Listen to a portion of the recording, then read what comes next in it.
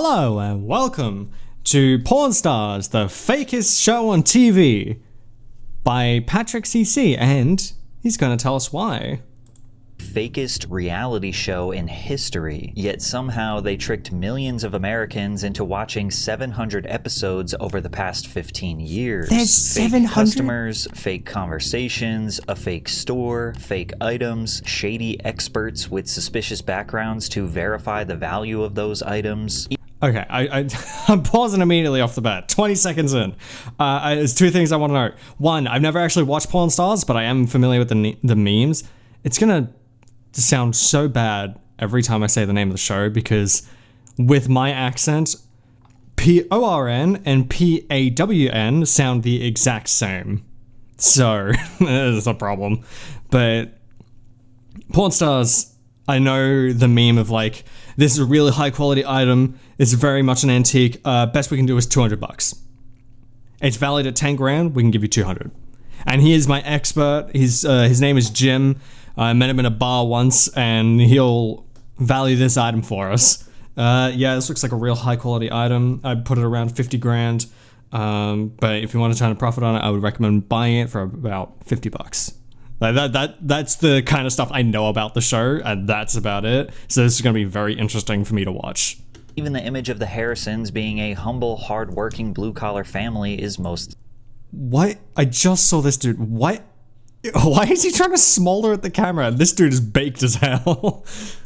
fake. The TV show was essentially an extremely calculated and systematic distraction to prevent the sellers from realizing they were being borderline scammed. And in this video, we are going to expose it step by step. However, yeah, I this think everyone system knows was it built was a out of scam. desperation because the cast we now know today was actually so unlikable in real life that nobody initially wanted to work with them. The show's producer, Really? Brent Montgomery, recalls the first time meeting them. I walked It's out of the not pawn just shop like an and I act said, for I never the want to go TV, there for the again. for the These camera? guys smoked. They were saying the same jokes over and over. I was actually the fourth producer to work with them, and so I certainly didn't think that was going to be a hit show. Additionally, pawn shops are not exactly a secret gold mine of treasure and rare artifacts. No, they're just kind Most of shops like mainly make their money through loans given to little bits of extremely bind. desperate people. Sellers will offer the pawn shop their lawnmowers, blenders, TVs, firearms, anything with a little bit of value. Then the shop gives them 25 to 60% of the item's resale value in cash. That is still like way better than any video game store I've ever been to. Like, I buy a $70 game, I return it to the store, and they're like, "Sorry, best I can do is $1.75 and some pocket lint, and maybe a spit in the mouth if you're lucky." Like, that's still way better than what I would get returning, I don't know, fucking Elden Ring or Black Ops 7, though I doubt they would take that. Like, if I sold... Okay, I have a guitar in my cupboard that I've literally never used. I never learned how to use it, unfortunately, as much as I have wanted to learn how to play guitar. And I'd say that was worth $600, maybe, just roughing it off the top of my head, based on, like, cost of guitars I've seen in the past. Probably around $300 to $600. I would still be getting, like, between $150 to $320-ish in that 25 to 60% mark. That's crazy. And the seller only has 30 or 60 days to buy the item back with interest. The average pawn shop loan value is 75 to $100, meaning these people are likely next to broke, struggling to keep a roof over their head, or withdrawing from hard drugs. Rick Harrison, the main character and owner of Gold and Silver Pawn in Las Vegas, said, "I think it's 20% of the adult population in the United States that does not have a bank account, and most of them can't get one. They don't have credit cards, they don't have anything like that for when some small emergency pops up." I will freely admit, I do not own any credit cards. I don't have any credit cards. I've never had any. I probably will never get any because I don't need it. Okay, this is going to be a complete personal tangent here. I've never understood the point of a credit card. Why would I get basically free money that will cost me more money to pay back in the future when I can just save and then buy the thing I want now. Well, after I've saved it and have no debt. I've never understood that. Like, it's not free money, and it's not money that will go away. You spend the money, you have to pay the money back, and usually it's about like 15%. I think. It depends. But, like, sure, credit score, it's good for that. And the strategy I've heard when it comes to credit cards is whatever you spend, you immediately pay back. So you spend $60 on fucking Overwatch. I don't know. You buy 3 Overwatch skins. I'm not even kidding. It's $20 a pop. And then from that $60, you immediately pay it back, and then you have no debt. Well, it's probably more like 65, but still. I don't get it. Just wait. Is it really that hard? I mean, granted, not always possible, especially when it comes to bigger things like vehicles or houses or whatnot, but I'm not going to get into that at all. I know people like take out credit cards just to like buy food, or like it's their DoorDash fund or whatever the fuck. It's crazy to me. A lot of people don't realize that up until the 1950s, pawn shops were the #1 form of customer credit in the United States. So it's safe to say a show about struggling Americans giving away their possessions for $100 out of desperation isn't exactly the most entertaining idea, which is why their pilot episode was shot down by every major network. Can't give me 2? No. 150. No. What? I can do 120. It's the best I can do. I'll pawn it for that. One time, a guy bought a bunch of stuff at Walmart on his credit card. He brought it in here. His grandmother was in the hospital, and she didn't have insurance. I pawned him for him, and then he went out and he stayed up all night. He won $50,000 and came back, got the TVs back, took them back to Walmart. So if the pawn shop employees were unlikable and the day-to-day business of pawn shops is low-key depressing, the show is dead in the water, right? Yeah. Well, Rick Harrison was not willing to give up on the idea of him getting his own TV show. You know, I have a pawn shop on the strip. You know what I mean? Like, I was always like... Some people will do anything for their 5 minutes of fame. It's crazy. I don't get it. A media, because that was like free advertising. So I'd always I'd put my, like, you know... It was the only 24-hour pawn shop on the strip in Las Vegas. And so I mean, so before you know it, I'm getting Super Bowl rings, things like that. So I used to put I put like my Super Bowl rings on this on eBay like a week before the Super Bowl. Like so then like a bunch of reporters, you know, radio stations and things like that would call me, and it was always free. Yo, holy shit! Hold on. Look at that fucking ring down there. That thing is crazy huge. That cannot be comfortable to wear. What the fuck? How much did that cost?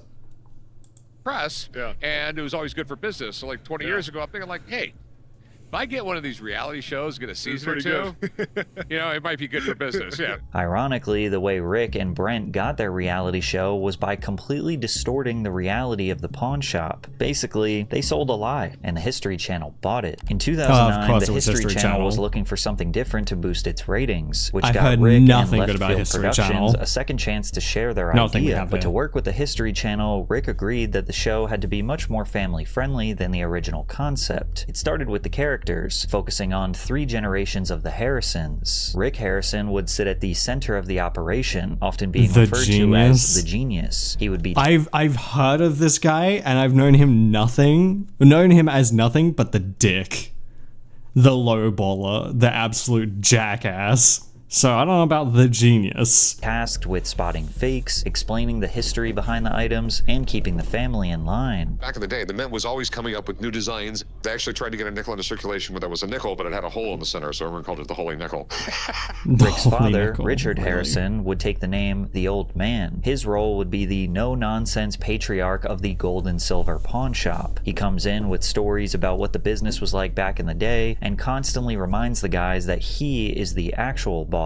You don't turn that car into a lowrider. It's his car. He can do whatever he wants with it. Well, it shouldn't have been his car. It was my car. I'm Damn pissed, I don't even want to talk to you. To appeal to a younger demographic, Rick's Okay. son Corey, So, seems like Big the grumpy old Hoss, would fart. work alongside his dad, learning everything he can about the business, only to constantly mess things up and make bad deals. You test drive it?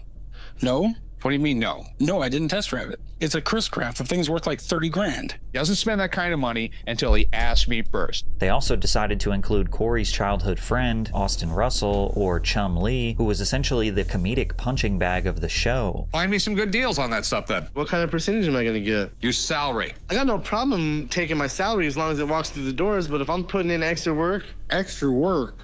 You don't work to start with. But it wasn't the characters that made the show successful. Even the producers They knew just that. all I seem think like people kinda love stuff. assholes. The items are the stars. Don't tell the stars that. People really remember when you bring in a Coke machine from the 60s and what it felt like to go to a Coke machine, and the great stories behind the stuff that you don't hear on other shows. On the show, people brought in gas masks for babies from 1938, ancient swords like katanas or Chris swords from the 14th century, helicopters, and ancient firearms used by naval officers and pirates. And despite literal treasure coming through the doors now that the cameras were rolling, the guys initially were so stuck in their ways that they refused to buy anything. Brent Montgomery told students at the University of Texas that this I'm sorry, if those are legit, are you fucking stupid? I would buy that. Like, if some fucker sold me a 13th, well, not 13th century, it'd have to be 18th century, like, musket, I would buy that shit in a heartbeat. Are you kidding me? That's so cool. Even like that Chris sword, the wavy sword, I would buy that in a heartbeat. That shit is so cool.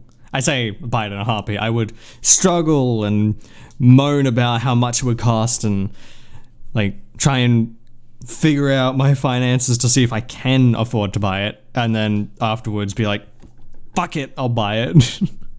But still, I would buy it because holy shit, that's history. That is a cool artifact to have. And that shit you can upsell for so much. was one of the biggest hurdles. If you ever met those guys, I couldn't convince them to pay more for anything, but I did tell them initially to try and buy the stuff even if they didn't want it. If we had a show where they never bought anything, it wouldn't work well. This is likely what led to Rick's infamous lowball offers. What were you looking to get out of it? $7 grand? Ooh, $7 grand's not gonna happen. How about 3,500? $3 grand. One time, Rick lowballed someone so bad, even his son Corey called him out. It started when a seller brought in a pair of 18th century onyx diamond spectacles. Damn! There's enough stones and precious metals in them to make them worth a lot of money. The customer said he wanted $5,000 for the pair, but when Rick stepped in, he offered way less. Generally, jewelry from this time period of this quality is worth a lot of money. Good. But technically, this isn't jewelry. So what do you think they're worth? $700 or $800. seriously? Yeah. The seller then adjusted his price per Rick's recommendation from $5,000 to $850, and even Corey knew That's they borderline ripped this guy criminal. off. I feel a lot better about these now that my dad looked him over, but I think he might have lowballed a little bit. And it's because little of deals bit? like this that Rick became a massive these meme are the memes. online. However, it was clear that Pawn Stars had found gold. Their season 2 premiere drew 7 million. Yeah, I imagine a lot of people that were like really watching the show will hate watching it. I mean, how could you not after seeing something like that? Yeah, this $5,000 piece of history that's clearly filled with precious gems and metals. Yeah, it's very well made, great craftsmanship, looks fantastic, it's great condition. Best I can do is $850. But you just said it was a few $1,000s. Yeah, sorry, best I can do is $850.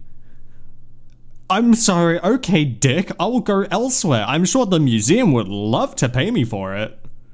Like, what? Total viewers, which drove the History Channel to become the #1 cable network for the night in total viewers, making it the highest rated telecast in the network's history. But ratings like this weren't the result of dumb luck. They came from a calculated design, and once you look past the dumb jokes, the humble family business facade, you start to see something else. A very controlled, very repeatable formula designed to get the best deals possible from the sellers. So let's break it down. It all starts with the manufactured image of the cast, which is the Harrison family. You force everyone to be lowballed, you argue, get the persona of a dick, and then you sort of repeat that over and over and over and over again, and sprinkle in some bits of like good deals.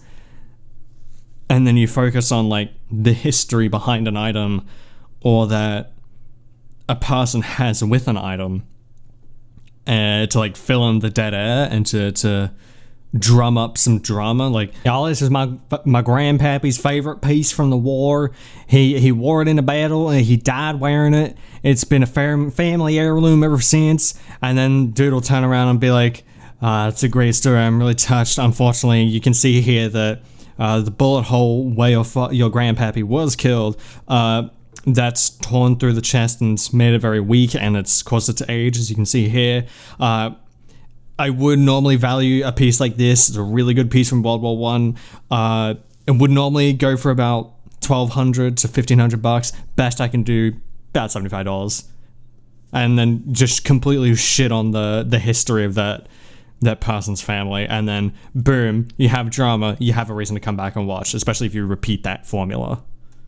The producers have been very open about the fact that they cast blue-collar looking people to trick honest blue-collar people into thinking these reality stars are one of them. I always say we're looking for really smart people who look really blue-collar. Those are the casts that we've had success with. It's like when they put the average-looking guy with the really hot chick in the beer commercials, so you want that to makes buy a lot the of beer sense. so you can be as lucky as that guy. That's who we're looking to cast in our reality shows. So now that Rick and his family look like the people their target audience can trust, now it's time to control the environment in which the transactions take place. Remember, it's not reality TV.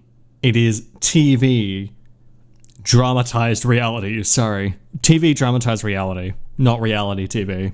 What you see on screen is not the actual pawn shop, it's a TV set. By 2012, Yeah, Gold no and Silver shit. Pawn had transformed from a small-time pawn shop into a full-on tourist trap. The general manager revealed that about 1 in 100 visitors to the Las Vegas pawn shop are actually there to sell an item. Otherwise, the staff typically shuffles tourist visitors out of the showroom when it's time to film. In response That's to Nevada's really privacy bad. laws and the increased traffic, the Harrisons couldn't continue to rely on their original shop. Instead, they worked with producers to make a separate showroom that was inaccessible to the general public. We got an inside That look means at this none of them are controlled real. environment when a seller's secret That means none of the quote-unquote customers are actually real customers. They're all just like fakes and phonies. The actors, literally paid actors. recorded his experience with a camera watch. Andrew Wilson uploaded a YouTube video detailing the process of him attempting to sell his vintage 1985 Rambo metal lunchbox. As he walked around, you can see the trusses above the fake shop with all the studio lights to ensure a perfectly lit set. From there, he went to an office in the backstage area where he met with a field producer who laid down some ground rules before they walked on set. Okay, so this is when the lady comes in, sits you down, and says how things are going to go, what you can and can't do. And the biggest thing she says was you can't reference the show. You can't talk about that you're on a show. It's basically you're supposed to act like it's totally normal and you're not on a show. Andrew and his father openly admitted that the only reason they wanted to sell the lunchbox was so they could be on the show. But the field producer... Actually, interesting thing though is, so I've been watching Hell's Kitchen. So a few of the seasons I've watched, like season 6, for example, One Armed Bandit, and it also has the legendary Joseph crash out. Joseph says fuck the cameras, and anytime someone references the cameras or the show in Gordon Ramsay's shows, he immediately gets like angry and defensive and says fuck the cameras, fuck the show. Like he immediately is like, fuck it, I'm not here for the show, I'm here for this reason, whatever it is, Hell's Kitchen, Kitchen Nightmares, all that sort of stuff. And it really shows to his character that it's not about some show, because if it was, they would cut that out, or the producers would tell the contestants or the people that are in the show, the episode, that, hey, don't talk about this because that will, ruin the immersion of the show, which is the entire point. That's why you don't have anyone making reference to the fact they're on a show in a reality TV show. It breaks the immersion and reminds us, the viewer, that, oh yeah, this is just a show. It's a little bit of manipulation. Said that they can't do that, which meant they had to lie for television. Would they actually say, hey, this is my dad's, and would they say, does he know you're selling it? Would they say something like that? I mean, I don't know. I think you'd say, why are you selling it? Like, why are you selling it? to get on phone stuff. I know you can't reference the show. When he finally walked onto the showroom floor, Andrew noticed that all the customers were just extras, pretending to be paying customers, looking at all the items in the background. And listening to him interact with Corey and Chum-Li is way different than what you see in the final product. Yeah, because the editors, or the producer, tells the editors to edit it a certain way. Said, Hey, how's it going? hey, how you doing? How you doing? Yeah. I have a Rambo lunchbox, original from 1985. Rambo? That's awesome. The matching thermos. Here, I'll show it to you. It reminds me of myself. Just a real badass. Yeah, same here. So where in the world did you get this? From my dad. Do you mind if I pull this out? Oh yeah, go ahead. This is fascinating. How did he manage to upload this to YouTube and not get like sued? Rambo fan, huge Sylvester Stallone fan. He bought it back in '85 and he's had it ever since, and he gave it to me. Okay. Definitely a sign of the times, man. Sorry, I just noticed. Dude has go to settings to activate Windows in the bottom right of the screen. Dude. Like, I mean, I get it. Windows sucks, but keeping that in the capture is crazy work. You just have to move your camera down slightly, like down to the right. Based, but Jesus.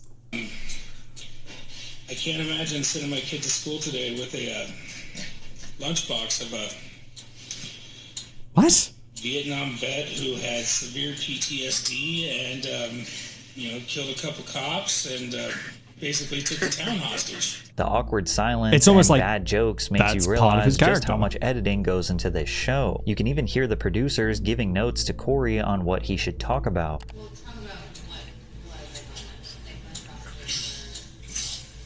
Wow. Yeah, I mean, back then too, lunchboxes were kind of like your expression of who you were as a kid. The awkwardness and the stiffness of the interactions is almost completely gone once you see the final edit. At one point, Steve McQueen was going to play Rambo, Paul Newman was going to play Rambo, and then out of nowhere, Stallone writes, directs, pays for, and produces Rocky. Yeah, all the stuff they're saying, like Corey and Chumley are acting like, yeah, they did this, and it's like, you don't actually know these things. You looked this up 5 minutes before we came out here. It's supposed to look like I just walk in and it's natural and everything. And for those of you who don't already know, it's not like that. This is done. It also makes him look like a complete fucking dick. Like, just explaining to the... Yeah, I brought in this vintage piece that I clearly care very much about. Oh, yeah, Rambo, yeah, originally was going to play by this guy and this guy. And then, did you know that, like... Sylvester Stallone came in, stole the role. Like, yeah, they probably know that if they have a fucking lunchbox that is fucking Rambo. Like, why are you explaining it to this guy? Are you trying to make yourself look smart? You just look like a fucking dick. Like, what? Done in multiple takes, and they tell you specifically what you can and can't do. And in case you needed any more proof of how contrived these interactions really are, the producer Brent Montgomery admitted that the guys are not exactly the experts in history they are portrayed to be, saying we found really smart scripters to feed the characters organic information. Now in this organic my ass, the way he was explaining Rambo to the kid who had the Rambo lunchbox, I say kid, I don't know how old he is, that was not natural. That felt so awkward and uncomfortable. I hated that. This particular instance, Andrew just wanted to be on the show. He didn't really care about making a deal, but that's not the case for most sellers, nor is it for the Harrisons. After all, they do actually have a real pawn shop with full intentions to buy and sell items for a profit, which is why the next phase of their system is a calculated scheme to make sure that they get the best deal possible. Now, about half the time, Rick, Corey, Chumley, or the old man will pretend like they have extensive knowledge on whatever item is brought in front of them. I'm 99.9% sure it's real. I still have that chance that it's not. The seller puts the item on the counter, and one of the guys will go into a history lesson giving all the relevant details as to why the item is interesting or valuable. However, the other half of the time they will play dumb and admit that they know nothing about the item that is trying to be sold. But lucky for them, 100% of the time they have a buddy who specializes in the exact thing that they need more information on. I got a buddy, he works right down down the street. I got a buddy who deals in all these antiques. I got a buddy, he works right down the street. He's got a sports shop. I got a buddy of mine. I call him in a lot when I deal with expensive sports stuff. I got a buddy that's pretty good with stuff like this. Let me have him come down and kind of I give got me a an idea of what buddy. they're worth. Let me How many call somebody buddies do y'all who will know have? everything about this. I got a buddy who all he does is like Hollywood memorabilia. Oh, is your buddy Jonathan Ferguson from the British Royal Armoury? Sorry, I had to. I got a buddy that works literally right across the street. And this is the How many perfect buddies they got on the trap. From the streets? seller's perspective, that expert feels Quite a neutral. question. He looks authoritative. He explains the item's history, verifies if it's real, maybe even compliments it. But when they give the appraisal, they typically say something like, at auction, this might go for, followed by almost always a price that is far less than what the seller wanted. And now that the expert established the price, the seller now looks crazy for asking anything equal to or more than what they said. But even if the sellers remain firm in their initial asking price, Rick and the gang start talking about the risk, the overhead, paying employees, storage, the fact that it might sit on a shelf for months. Now the seller isn't negotiating based on what they think their item is worth, but rather they're negotiating based off if the buyer can make a profit or not. I have to make money on this thing. Which, by the way, is not how you negotiate. If you're bartering this way, you're supposed to be... You don't talk about the inner workings of your shop, because then that just comes off as manipulative and puts a bad taste in the customer's mouth, and they probably won't come back. They might sell it, but no. You try and like explain to them why why it might be worth a little bit less, and maybe like give them a little bit of a leg up. So it's like I would if I were to take this now at a price that I would take a loss at, or it wouldn't be very good for me, I'd do this price. But because I really like this item, it looks good, great condition, I definitely want this in my shop, I would probably give you an extra however much. Obviously it depends on, you know, the object, the price it's already at, all that sort of stuff. And as the seller, you can go, okay, I get that. I'll either meet you at that price, go a little bit higher than that price, and that's it. It's a little more difficult when you're the one selling versus being the one that's buying. Because if you're bartering a price to buy as a customer, you can always barter down and then up. It's like you go, okay, real quick hack, kind of. I don't know if it actually works, but it's something I've seen and it makes sense in my mind. When you're bartering an item, you pick a very low price. Say something's worth $100. You lowball them at like 60 or 50 even. Or hell, be a real dick. Go 40. And they go, fuck no. I'll do 70 minimum. And then you go, okay, 60. And it's like, that's better. I'll meet you at 75, 62, 65. And then you try to get into the middle where they bring it down enough and you go up enough. And then you get it for not exactly what you wanted, but it's better than, you know, what the price they were going to give you. Or the price that you were going to pay for. Again, I don't know if it works. It makes sense in my mind. It's psychology, and it's something you can actually study. I'm no expert. Do not take a fucking word I say as absolute facts. I'm just a VTuber. I might get $4,000 out of it, but that's at an auction. There's auction fees. It'll take me a year to get my money. I got to spend money to ship it across the country somewhere. I doubt she cares. It's $2,100. And this system, 80 to 90% of the time, leads to the pawn shop getting the seller to sell something to them for far less than what they originally thought it was worth. Yeah, that would never work on me. But in reality, these buddies aren't some objective third party walking in off the street, but rather someone If they're buddies, they're not objective in the first place. It's called conflict of interest. They're your friend.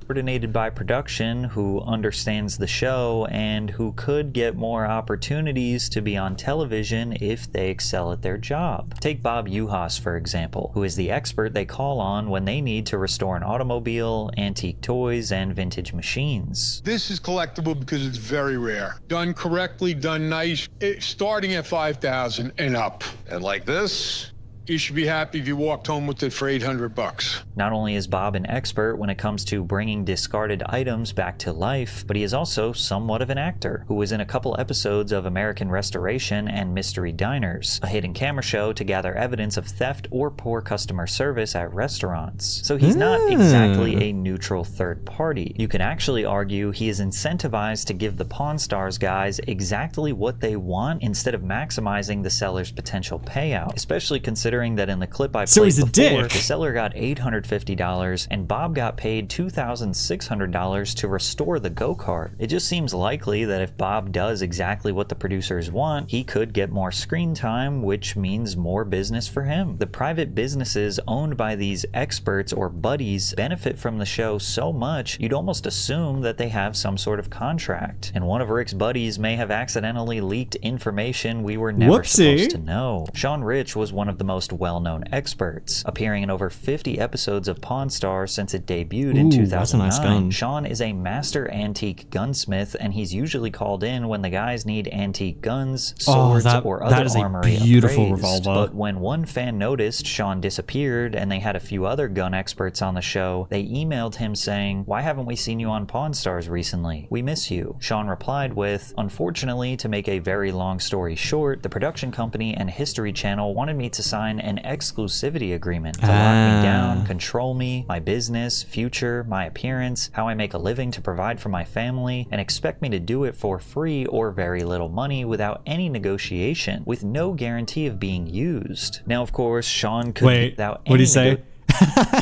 So basically, I told them to go pound sand. Absolutely, unfathomably based. Okay, that actually, if this is a real private email, that speaks a lot to that guy's character. Not like the character in the show, but his like character as a person. And that sounds like a really dog shit deal. An exclusivity agreement already is not great because it locks you into one thing and you better pray that it works out. But the fact that it's to control me, my business, future, appearance, and how I make a living and provide for my family is really bad. Basically saying you can do nothing else. You can't not do what you're currently doing. If you want to find more work, wait till the contract runs out. That is a terrible deal, especially if it's for free or very little money. That's really bad. With no guarantee of being used. Now, of course, Sean could be leaving out very important context. It could just straight up be a lie, or even a fan just making something up out of thin air wanting to stir up drama. But the idea of the experts having a contract with the show makes sense considering how much the show changes the lives of the experts. Jeremy Brown was the buddy they called in for anything related to sports memorabilia. He relocated his store, Ultimate Sports Cards and Memorabilia, just 1 mile down the road from Gold and Silver Pawn due to how much business the show was bringing him. However, there are countless negative reviews accusing Jeremy of selling fake cards, charging $50 to $100 more than the market rate, or extremely lowballing sellers. Wonder where he got that strategy from. Jesse Amoroso, it couldn't have possibly been from the show he was working on. Expert they would call in regarding vintage guitars. He also relocated his store to just 1 mile away from Gold and Silver Pawn. Unfortunately, he was also probably the wrong guy to platform. Cowtown Guitars permanently closed its business operations after drowning in negative reviews, with multiple people calling Jesse a thief, refusing reasonable refunds, and providing horrible customer service. Even their professional sports authenticator, Steve Grad, who was in charge of authenticating all autographs on sports memorabilia on Pawn Stars, got sued for approving numerous forgeries as legitimate. He then admitted, "Yeah, that's a literal crime. That is illegal. How many of these guys are fucking asshats?" in open court that he has never had any education or training My from experience PSA is with on regard the to how to streets. authenticate signatures. He basically said in court that he learned everything he knows about this business from a buddy. Now, I'm not suggesting that all of the Pawn Stars experts are fraudsters. I'm not suggesting what they are doing is illegal or even deceiving, but it is highly controlled so that the house always wins. And some sellers suspect this and straight up admit that they don't believe the experts. If you wanted to buy this, I'd pay no more than $600 or $700. This one, What is if you that? want one of these, I can get you one for Oh, is that a $1,500. partisan? Or halberd? No, They're worth a lot more than that. If you think you can find these on the internet for $1,500, knock yourself out, because it's not going to happen. Yeah, I'd give you $1,000 for the coin. Is this a real offer, or? That's a legitimate offer, yeah. That's not a legitimate offer, but you're just using your position here, trying to buy something for below its market value. 1,000 maybe. So that would be your those are crybaby whiny muskets. opinion. If I come back, it would be interesting to have the same appraisal guy. Damn. Oh, hold on. Look at those. Those look so nice. I would love to, like, genuinely, I would love to have a flintlock, whether it be rifle or pistol, just mounted on a wall, just because they're really, really cool pieces of history, and technically one of the first ever firearms. If you want to get really technical, the first ever firearm is a cannon. That gets a little messy if we start counting it that way. But imagine how cool it would be to just have a musket, you know, what the founding fathers intended, sitting up on your wall. Granted, it's probably illegal where I am, but still, it'd be cool. Is it coming from a guy who wants to mount, like, historical swords on my fucking wall? That'd be so cool. But yeah, if I should put out right now, if you are going to sell something online and trying to make a profit from it, do your research.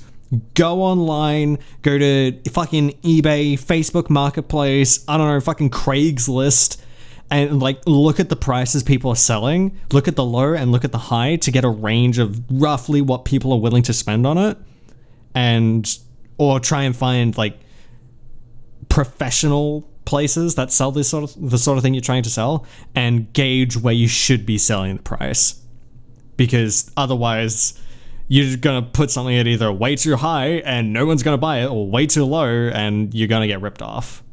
Do your research. Sometimes I'd like to smack him, but that's just me. But I'm sorry, what about smacking him? Guy. Sometimes I'd like. It would be interesting to have the same appraisal guy. Sometimes I'd like to smack him, but that's just me. But it took viewers years to pick up on this calculated system the Pawn Stars created to maximize their profits. The golden era of Pawn Stars is considered by most to be seasons 1 through 6, and a lot of that had to do with the fact that everything looked more small scale and authentic. There were a few big items, but they were almost always rejected by the Harrisons for being too pricey or impractical. The History Channel had successfully made the Pawn Stars look like good, honest, hard-working, humble American underdogs rather than multi-millionaires who were ripping off honest people. And millions of their middle America fans cheered them on like they were rock stars. We're basically here celebrating that Pawn Stars is going to Thursday night. We got Leonard Skinnard playing in the parking lot of the Leonard Skinnard? Crazy, sorry. How the fuck did they get so popular? Congratulations on another great season. But in the mid to late 2010s, even their fans stopped seeing them as a humble family business and more like ultra-calculated scammers. And once that illusion was broken, the personal lives of the Pawn Stars started to crumble. On June 25th, the illusion was broken. Right here, this dude looks like a fucking thumb. He looks like one of the thumb soldiers from fucking Spy Kids. Personal lives of the Pawn Stars started to crumble. On June 25th, 2018, the old man passed away after a private battle with Parkinson's disease. His loss was a major blow to longtime fans of the show, and Rick Harrison worked with the History Channel to make a memorial episode to remember him by. This pawn shop is more than just a place of business. There's a lot of memories here, and most of those memories are with my father. Got the privilege of working with my dad 5 days a week for almost 40 years. The loss of the old man was definitely the first major sign that the show was on its last legs. His dynamic with Chum Lee was one of the... No, I've been ripping into these guys a little bit, making jokes at their expense, but losing someone, that definitely sucks, especially if it was private, and having an episode in memoriam of his father, provided it was actually his father, I don't know that. If it was, that's a very nice thing to do, and either way, having a memoriam episode for the person is very nice. He better not come out and say, turns out he wasn't actually dead, he just retired. I'm gonna be like, God fucking damn it. But no, it is a very nice thing to do, and I don't mind that at all. It is very nice to commemorate and immortalize a family member in such a way. few scripted interactions worth watching. From here, Rick had mostly given his role of the genius historian over to the large collection of experts, and Corey had pretty much checked out entirely, as viewers no longer bought the storyline suggesting he wanted to be the next big boss. Then again, even from the very beginning, he never looked like he even wanted to be there. They probably told my dad I hate him more than I love him. Damn. It's just stupid. It's really stupid. What about the other really bad tattoos you have? The only chance I have, the only way I have to move up around here is one of them dies. It's likely that the old man, or the money they were making from the show, is the only reason the family stayed together, because on screen you probably would have thought that it was this wholesome small family, but in real life was an entirely different story. Rick Harrison detailed a lot of the reality behind the scenes in his book Licensed to Pawn. In one of the chapters, Rick revealed that both Corey... Why does every asshole that gets famous or gets some form of notoriety always write a book? They always write a book, and it's a book you've never heard of, it's a book you'll never read, and they still write it for some reason. And Chum Lee had battled meth addiction before being hired full-time. It also explained why the two struggled with weight throughout the series, as they used fast food as a way to avoid getting high. In fact... Hey, good on them. If they could use fast food, even if it's unhealthy, to recover from a meth addiction, absolutely good fucking on them. That is really, really cool. Look, anyone out there struggling with an addiction, especially if it's a hard drug addiction like meth, do whatever you can to try and break that, because I guarantee almost anything that isn't another drug, including things like gambling, because gambling is just as bad as a drug, that you can do to break that cycle and get past the addiction, it's still a win. Even if it is as detrimental to your physical health as eating fast food. Not good for you, but it is better than meth, and it is something you can actively recover from. Because yes, food can be an addiction, especially if it's used in this kind of way, but it is better than a hard drug. And absolutely, it is a fight worth taking, and if you are on drugs, I plead with you to try something. I know it's difficult, it's a hard fight, any addiction is, but there are always ways to get past it. And even if it's eating in, it says right there, eating in and out every time he felt like getting high, I assume is what it says, that is a great thing that he could do to get away from it. And even if it cost him his physical health, it is better than a drug. And you can always recover from that as well, with just a little bit of exercise and eating correctly. It's the thing I hear most when it comes to dieting is 80-20. 80% good, 20% what you want. Calories in versus calories out, basically. So you put more out than you do. So you put out more than you take in. So you take in 800 calories, you burn 1,000. Extreme example, but that's the point. Anyway, sorry, I saw the potential there for a nice message, and it is something I want to praise, is doing something as crazy and as awesome as beating a drug addiction. I just wanted to... Look, again, I'm beating down on these guys a lot because they're being assholes on a show and they're being dicks, but when it comes to real shit like drugs, absolutely I'm gonna praise good work.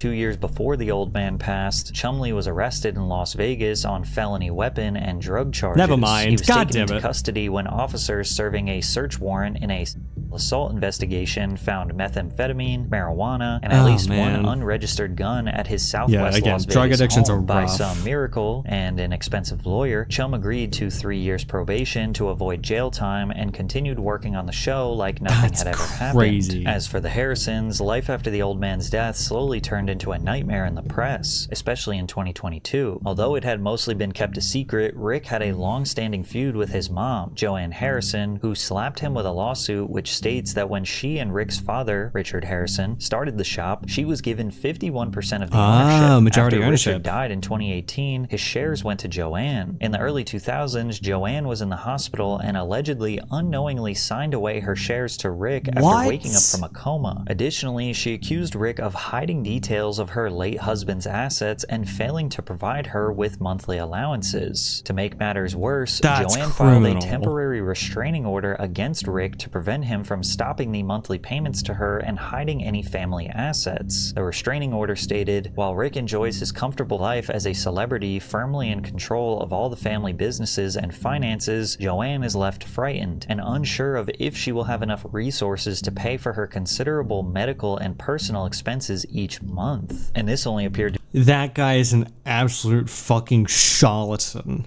That dude is evil. He can get fucked.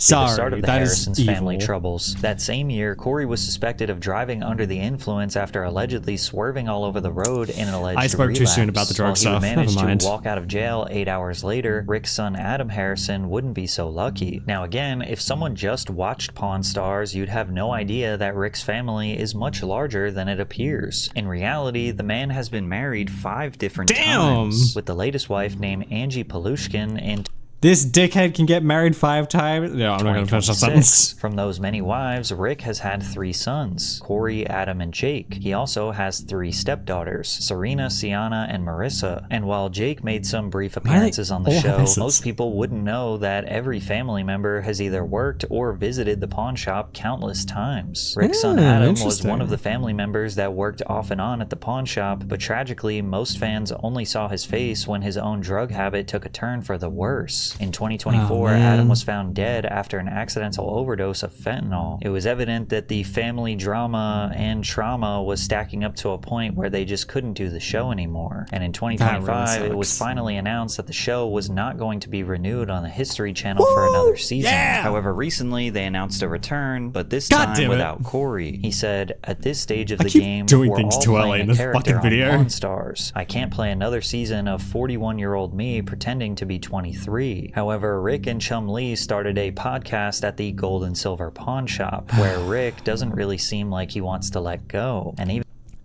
every dickhead that thinks they're interesting to listen to always starts a podcast.